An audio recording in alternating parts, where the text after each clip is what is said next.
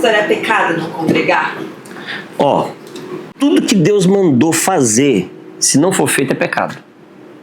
Tudo que Deus mandou fazer, se não for feito, é pecado. Então, por exemplo, Deus disse, deixará o homem pai e mãe, unir-se à sua mulher, se tornarão os dois uma só carne. Se separar, pecado. Tudo que Deus mandou fazer, se não fizer, você está pecando. Deus quer que a gente esteja junto.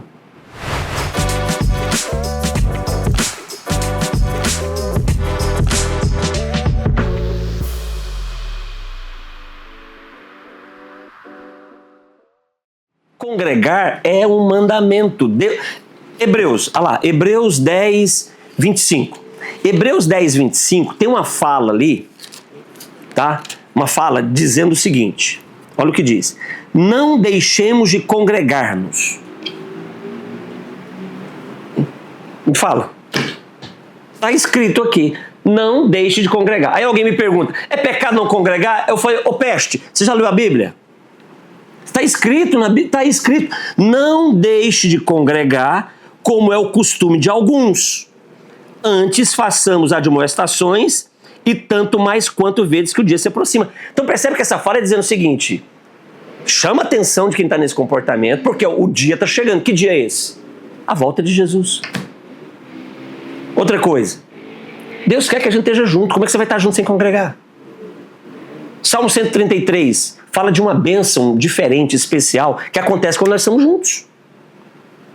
Característica da igreja apostólica, porque ela se tornou tão relevante, Atos 2,42, eles perseveravam na comunhão, koinonia. Perseverar, insistia, tinha que insistir para estar junto. Agora, é claro que tem aí a questão dos desigrejados, que eu entendo. Então, por que ele abraçou essa ideia de não congregar? Porque ele foi ferido pela igreja. Hoje, você vai para a Europa. Europa, França, 2% de pessoas que frequentam a igreja. Num país de mais de 60 milhões, só 2% frequentam a igreja. As pessoas não querem saber de igreja na Europa, na França, na Inglaterra, no Reino Unido. 80% dos jovens, você pergunta para eles quem que é Davi e Golias, eles não sabem quem é, nenhuma influência bíblica. Você vai para a Espanha, nenhuma influência bíblica, o evangelho, a igreja não tem avanço. Por quê? Porque eles não querem Deus? Não é que a Europa não quer Deus, a Europa não quer a igreja. Esse foi o problema. O problema da Europa, o secularismo, o progressismo abraçou, por quê? Isso não colocou eles contra Deus, só fez eles serem contraditórios em relação à igreja. O problema das pessoas será que eles não querem eles não querem Deus? O desigrejado quer Deus. O desigrejado quer ser salvo. O desigrejado ama Jesus.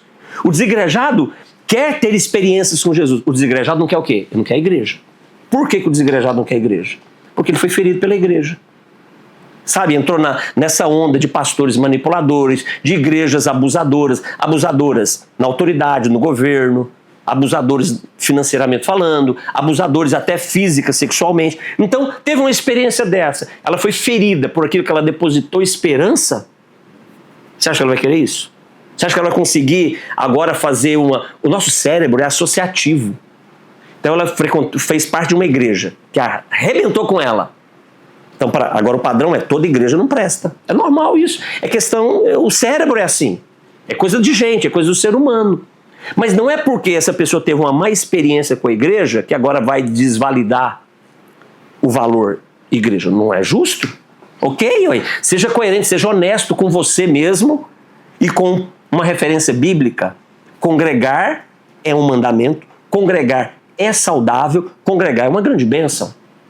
Ah, mas eu tive uma experiência ruim. Ok, coloca um parêntese na sua experiência ruim, procure uma igreja saudável, procure uma igreja que não é tóxica, procure ajuda para você ser sarado e curado, né, dessas dores que você recebeu por causa da igreja. Você não deveria ter recebido. Você tinha o direito de ser cuidado pela igreja, ser amparado pela igreja, suprido, provido pela igreja. Mas ao invés disso, ela foi lá e tirou tudo que você tinha de bom.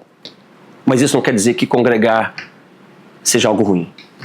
O senhor acha que a pandemia trouxe um hábito ruim de as pessoas serem alimentadas somente por podcasts, coisas que são lives, ao vivo e tudo mais, coisas que são apenas transmitidas e aí se acomodaram em ficar em casa? Não acredito não. Eu acredito que quem não voltou na pandemia para a igreja é porque já não estava afim de ficar. É porque já não estava afim. Alguma coisa estava acontecendo, sabe? Então aí a pandemia veio e ele teve uma alternativa. Então agora eu tenho uma alternativa, eu não preciso ir. Tem uma eu não vou usar nem como desculpa, eu vou dizer, uma alternativa surgiu. Então eu vou ficar aqui em casa. Existem muitos casos. Eu conheço pastores que quando acabou a pandemia, a igreja não voltou mais. Aí eu conto essa história e eu fico pensando, você já parou para pensar onde você errou? Porque essa atenção, a autoavaliação é nessa, né? Você errou em alguma parte nesse processo. Eu não vou colocar tudo na conta das pessoas. Não é justo eu colocar na conta das pessoas, né? Não é justo. A pandemia acabou. Os restaurantes, os bons restaurantes continuam abertos. Os supermercados continuam abertos. Os consultórios médicos continuam abertos. Então, aonde eu tenho resposta, eu continuo indo. Se a igreja não podia ser mais uma resposta, a pessoa não foi mais. Simples. Aí não tem uma autoavaliação honesta, né? Então eu vou colocar a culpa em você. Você me abandonou, você é isso e tal. Entendeu? Eu entendo a questão dos desigrejados. Isso não quer dizer que eu concordo com eles. Né? Tem dores que precisam ser resolvidas. Tem críticas que os desigrejados têm que são totalmente válidas e verdadeiras. Mas não vamos esconder atrás dos erros para sabotar uma verdade bíblica. Que aí não é honesto. Então é uma questão de ser honesto. Com valor, né? Só isso daí. Não congregar é pecado? É pecado. Pronto.